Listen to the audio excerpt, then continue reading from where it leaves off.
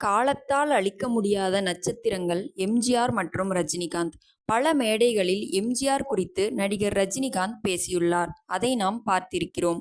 எம்ஜிஆருடன் ரஜினிக்கு சில பிரச்சனைகள் ஏற்பட்டதாகவும் சில சர்ச்சைகள் திரை வட்டாரத்தில் உள்ளன. ஆனால் அவை எதுவும் ஆதாரத்துடன் நிரூபிக்கப்படவில்லை. இந்நிலையில் எம்ஜிஆர் மற்றும் ரஜினிகாந்தின் அரிய வீடியோ ஒன்று தற்போது வெளியாகியுள்ளது. எம்ஜிஆரின் கழுத்தில் மாலை அணிவித்துவிட்டு அவருடைய காலில் விழுந்து ஆசீர்வாதம் பெறும் ரஜினியின் வீடியோதான் தற்போது இணையத்தில் உலா வருகிறது.